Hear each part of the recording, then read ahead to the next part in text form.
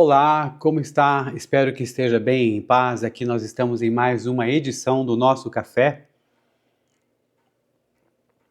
Café com Jesus, muito bom. E vamos então ler, sem delongas, Gênesis 21 e depois refletir sobre ele. Então acompanhe comigo a leitura, vamos lá? O nascimento de Isaque. O Senhor foi bondoso com Sara, como lhe dissera, e fez por ela o que prometera. Sara engravidou e deu um filho a Abraão em sua velhice, na época fixada por Deus em sua promessa. Abraão deu o nome de Isaque ao filho que Sara lhe dera. Quando seu filho Isaque tinha 8 dias de vida, Abraão o circuncidou conforme Deus lhe havia ordenado. Estava ele com 100 anos de idade quando lhe nasceu Isaque, seu filho. E Sara disse: Deus me encheu de riso, e todos os que souberem disso rirão comigo. E acrescentou: Quem diria a Abraão que Sara amamentaria filhos? Contudo, eu lhe dei um filho em sua velhice. Estava muito feliz ela, né? Depois nós temos aqui, Abraão expulsa Agar e Ismael. O menino cresceu e foi desmamado. No dia em que Isaque foi desmamado, Abraão deu uma grande festa. Sara, porém, viu que o filho que Agar, a egípcia, dera a Abraão, estava rindo de Isaque, e disse a Abraão: Livre-se daquela escrava e do seu filho, porque ele jamais será herdeiro com o meu filho Isaque. Isso perturbou demais Abraão, pois envolvia um filho seu. Mas Deus lhe disse: Não se perturbe por causa do menino e da escrava. Atenda a tudo o que Sara lhe pedir, porque será por meio de Isaque que a sua descendência há de ser considerada. Mas também do filho da escrava farei um povo, pois ele é seu descendente. Na manhã seguinte, Abraão pegou alguns pães e uma vasilha de couro cheia d'água, entregou-os a Agar e, tendo-os colocado nos ombros dela, despediu-a com o menino. Ela se pôs a caminho e ficou vagando pelo deserto de Beceba. Quando acabou a água da vasilha, ela deixou o menino debaixo de um arbusto e foi sentar-se perto dali, à distância de um tiro de flecha, porque pensou: Não posso ver o menino morrer. Sentada ali perto, começou a chorar. Deus ouviu o choro do menino e o anjo de Deus do céu chamou Agar e lhe disse: O que a aflige, Agar? Não tenha medo. Deus ouviu o menino chorar lá onde você o deixou. Levante o menino e tome-o pela mão, porque dele farei um grande povo. Então Deus lhe abriu os olhos e ela viu uma fonte. Foi até lá, encheu de água a vasilha e deu de beber ao menino. Deus estava com o menino. Ele cresceu, viveu no deserto e tornou-se flecheiro. Vivia no deserto de Parã e sua mãe conseguiu-lhe uma mulher da terra do Egito. O acordo entre Abraão e Abimeleque. Naquela ocasião, Abimeleque, acompanhado de Ficol, comandante do seu exército, disse a Abraão: Deus está contigo em tudo o que fazes. Agora jura-me diante de Deus que não vais enganar-me, nem a mim, nem a meus filhos e descendentes. Trata a nação que te acolheu como estrangeiro com a mesma bondade com que te tratei. Respondeu Abraão: Eu juro. Todavia, Abraão reclamou com Abimeleque a respeito de um poço, que os servos de Abimeleque lhe tinham tomado à força. Mas Abimeleque lhe respondeu: Não sei quem fez isso. Nunca me disseste nada e só fiquei sabendo disso hoje. Então Abraão trouxe ovelhas e bois, deu-os a Abimeleque, e os dois firmaram um acordo. Abraão separou 7 ovelhas do rebanho, pelo que Abimeleque lhe perguntou: Que significam essas 7 ovelhas que separasse das demais? Ele respondeu: Aceita estas 7 ovelhas de minhas mãos como testemunho de que eu cavei este poço. Por isso aquele lugar foi chamado Beceba, porque ali os dois fizeram um juramento. Firmado esse acordo em Beceba, Abimeleque e Ficol, comandante das suas tropas, voltaram para a terra dos filisteus. Abraão, por sua vez, plantou uma tamargueira em Beceba e ali invocou o nome do Senhor, o Deus eterno. E morou Abraão na terra dos filisteus por longo tempo. Senhor, muito obrigado por mais uma leitura da Tua Palavra. Senhor, agora nos abençoa e que Teu Santo Espírito nos dirija, Senhor, nessa reflexão deste dia. Nos abençoa em nome de Jesus. Amém. Amém. Então agora vamos, para a análise de Gênesis 21, que é um capítulo de transição aqui na jornada de Abraão. Então esse artigo, na verdade, ele articula o agir de Deus na esfera íntima e familiar, com o nascimento, então, do filho prometido, com o agir de Deus na esfera pública, quando existe uma diplomacia e paz com os povos vizinhos. Começando então pelos versículos do 1 até o 7, a gente vai entender que após 25 anos de espera, a promessa de Deus a Abraão e Sara se materializa finalmente.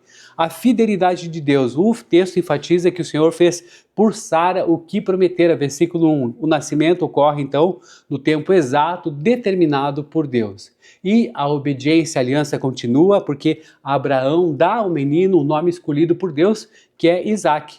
E o circuncida então ao 8º dia, como era ali de se fazer, porque Deus havia pedido isso. Temos então a alegria e a redenção, porque Isaque significa ele ri.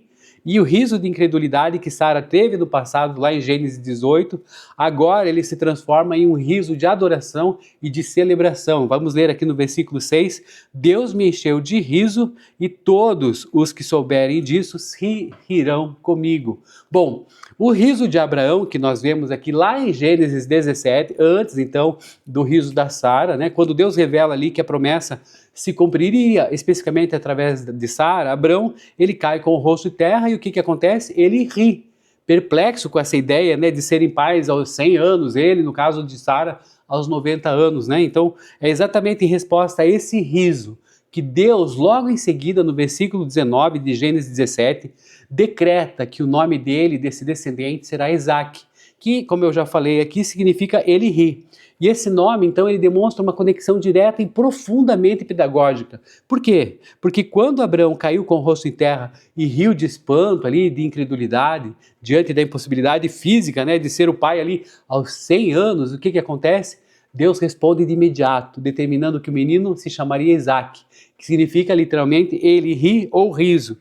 Ao registrar esse nome, o Senhor cravou na identidade do menino um memorial perpétuo ali do seu poder que é absoluto, de modo que toda vez que chamassem ele, né, chamassem pelo nome, pelo herdeiro da aliança, Abraão e Sara seriam lembrados de que Deus é capaz de realizar o impossível e de converter aquele riso lá que era de ceticismo, tanto dele quanto dela depois, no mais puro riso de adoração e alegria. Interessante, né, essa vinculação. Espero que você tenha gostado desse enlace, né, dessa questão interpretativa. E depois a gente tem a chegada do filho da promessa.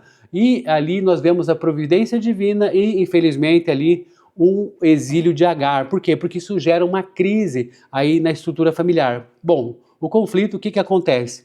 Durante a festa, então, do desmame de Isaque, Sara vê Ismael zombando do menino e aí exige que Abraão tome uma atitude e que expulse Agar e o filho. E aí a gente vai pensar o seguinte, gente, e o ciúme de Sara e a angústia de Abraão, como é que era isso, né? Como é que a gente pode interpretar isso? Se é que Sara era muito ciumenta, Abraão não soube lidar com a situação? Bom, havia, sem dúvida, uma dimensão emocional de ciúmes e proteção materna, sim, a gente não pode negar, mas a exigência de Sara era também, olha só que interessante para o seu conhecimento bíblico, era também fundamentalmente jurídica e pactual. Por quê?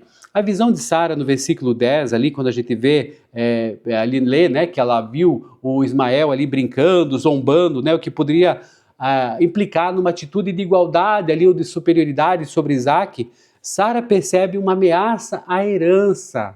E pelas leis da época, como a gente já viu aqui, por exemplo, o Código de Hammurabi, um filho de concubina poderia ter direito à herança se o pai reconhecesse formalmente essa questão.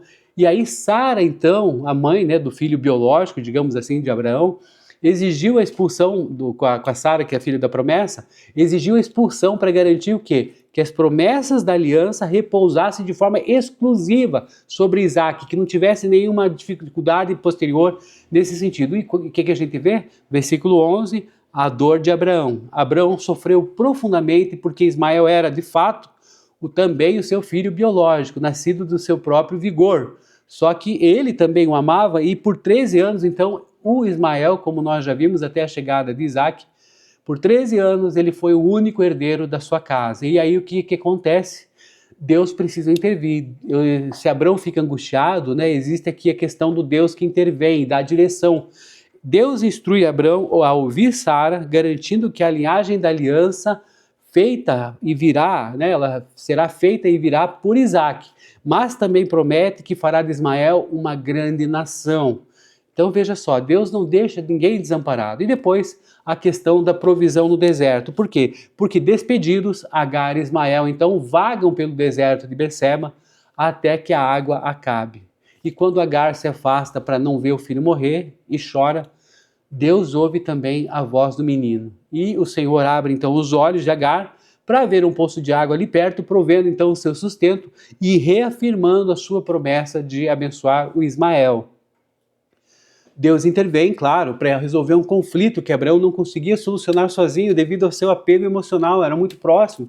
Ele era pai e ele tinha toda essa dor, né? Porque ali os filhos não estavam se entendendo, ou até poderia haver uma dificuldade, como nós já vimos, a questão da herança. Ou pior, né? A mãe, Sara, também não estava compreendendo muita coisa ali, estava meio com ciúmes. E aí o que acontece? Nesse sentido, você vai perceber que o Senhor dá razão jurídica para a exigência de Sara. Ele fala assim, né? Atenda a tudo o que Sara lhe pedir, confirmando então que a linhagem da salvação e as promessas da aliança viriam através de Isaac. No entanto, Deus tira o peso das costas de Abraão, assumindo então a responsabilidade por Ismael e prometendo cuidar dele. Né? Versículo ali 13, a gente vai ver o seguinte: mas também do filho da escrava farei um povo, pois ele é seu descendente. O texto afirma que Deus faria de Ismael uma grande nação, e mais tarde, mais à frente, lá em Gênesis 25, ali a gente vai ver que existem sim, a Bíblia vai listar os 12 filhos de Ismael, chamando-os de 12 líderes de suas tribos, ou então vulgarmente príncipes. Então, histórica e de forma teológica, o que acontece? Ismael é reconhecido também como patriarca do povo árabe, cumprindo então a promessa divina de multiplicação que Deus lhe dera. E a escassez de provisões, né? A gente vai ver aqui no versículo 14 que Abraão despede Agar e Ismael, o que ele manda só? Apenas uma vasilha de couro com água e pão. E essa atitude, meus irmãos, parece cruel, né? Porque ele era riquíssimo. E o que a gente consegue compreender disso? Olha só que interessante também para o nosso conhecimento bíblico. Duas razões principais, tá? A primeira delas é o seguinte: é um corte legal definitivo. Se Abraão enviasse Agar ali com rebanhos, com servos, com riquezas, o que estaria acontecendo? Ele estaria concedendo a Ismael uma fração dessa herança que pertencia exclusivamente a Isaac. E aí ele manteria também um vínculo jurídico de dependência ali com Agar. E aí o que acontece? Ao mandá-los embora apenas com o básico, Abraão rompe, de certa maneira, tudo, legalmente esse vínculo, deixando então claro que Isaac é o herdeiro universal dele. E depois a gente vai ver que o segundo motivo para que acontecesse isso, para que Abraão dispensasse Agar e Ismael apenas com pão e uma vasilha de couro de água, é a confiança na promessa. Abraão só conseguiu fazer isso, veja só que ele estava angustiado, né? Mas ele conseguiu fazer isso por quê? Porque Deus havia prometido ali no versículo 13, a gente pode ver, também do filho da escrava farei uma nação. Abraão entregou a sobrevivência do filho diretamente à providência de Deus. E no versículo 20 a gente vai ver o quê? Que Ismael foi viver ali no deserto de Parã. Geograficamente, para vocês entenderem, Parã ficava ao sul de Canaã, na península ali do Sinai, estendendo-se em direção à Arábia do Norte. Esse detalhe geográfico é a base fundacional para o estabelecimento dos povos ismaelitas, ou dos árabes, exatamente na região da Península Arábica. O ambiente hostil do deserto também forjou o caráter guerreiro e resistente que foi prometido a Ismael lá em Gênesis, que nós já lemos, 16, versículo 12. E então você compreende um pouquinho dessa situação toda, né, desse, vamos dizer assim, desapego de Abraão por Agar e por Ismael. E depois nós temos aqui, seguindo adiante, a ética pública e a paz com o Tratado de Berseba. O capítulo termina demonstrando o impacto do testemunho do crente na sociedade. Por quê? Porque existe um reconhecimento externo. Olha só que interessante as atitudes. Abimeleque, que é rei de Gerar, que estava acompanhado ali do comandante Ficol dele, procura o quê? Procura Abraão porque vê a mão de Deus na vida dele. Vai dizer ali no versículo 22, Deus está com você em tudo que faz. Já pensou Deus falando para você, Deus está com você em tudo que você faz, e aí outras pessoas percebendo isso ao redor? Pois é. Depois nós temos a questão da resolução de conflitos. Abraão aproveita, né, esse momento interessante ali, de que houve através da vida dele a manifestação do poder de Deus, e ali o Abimeleque percebe isso, o comandante dele também, e Abraão aproveita essa oportunidade para fazer o quê? Resolver pacificamente uma disputa que estava pendente ali sobre um poço de água que os servos de Abimeleque haviam tomado. E aí os dois, na verdade, ali tentam se entender e existe uma aliança de paz. Eles fazem um juramento de não agressão e Abraão separa então 7 ovelhas como testemunho legal de que ele cavou o poço, e o local então passa a ser chamado Berseba, que significa o quê? Poço do juramento ou poço das 7.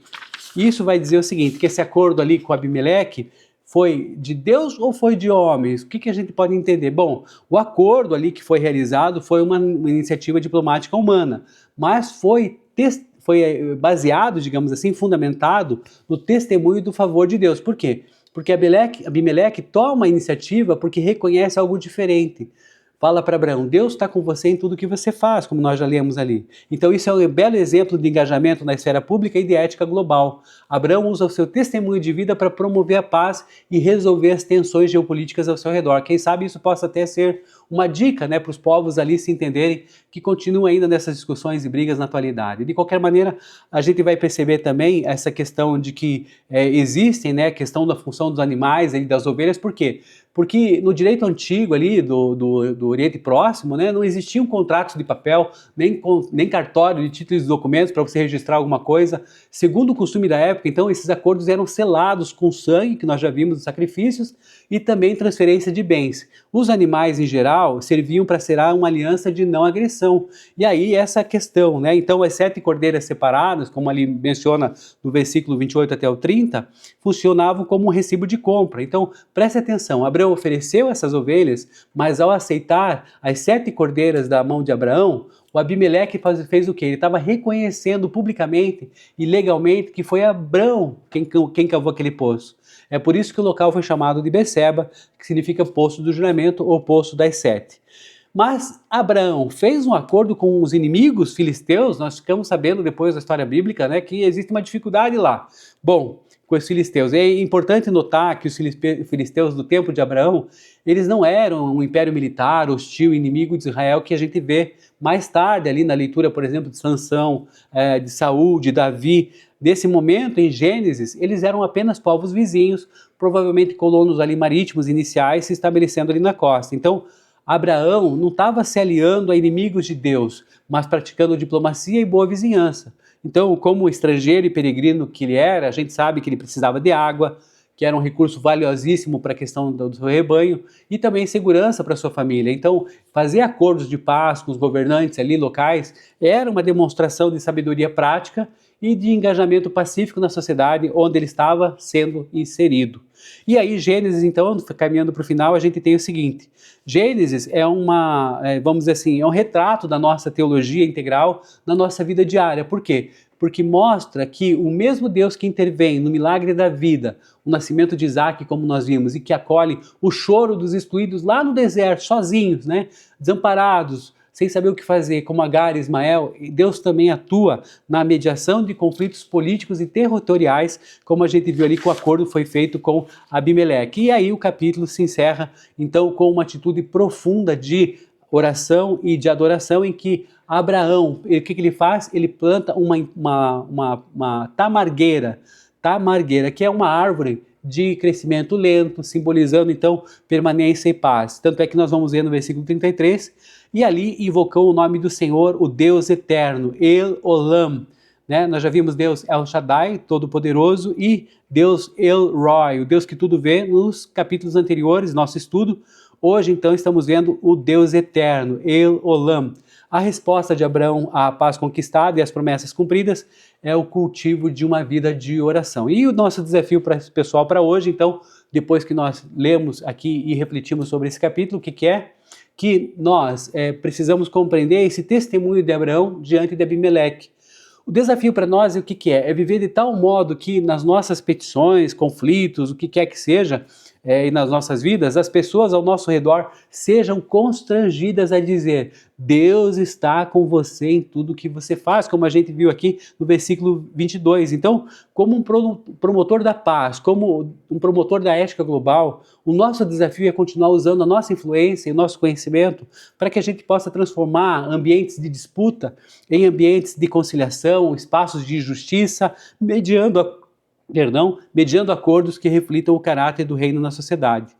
A tamargueira, como nós já falamos, o que ela é? Ela é uma árvore de crescimento lento, que exige visão de longo prazo e persistência, exatamente como de cultivo de um ministério de oração. Então, o desafio o que é? Que no tempo de oração com Deus, você descanse de todas as situações na providência do Deus eterno, do El Olam. E assim como Abraão precisou soltar Ismael e confiar no cuidado divino, a nossa missão também é interceder diariamente, confiando que essa constância invisível é o que sustenta a paz e traz provisão para a gente, mesmo que tudo ao redor pareça um deserto. Então eu espero que você tenha gostado, que você possa refletir sobre isso, que Deus te abençoe, que essas lições que nós aprendemos, elas norteiem a sua vida e lhe deem paz. E até o próximo Café com Jesus. Valeu!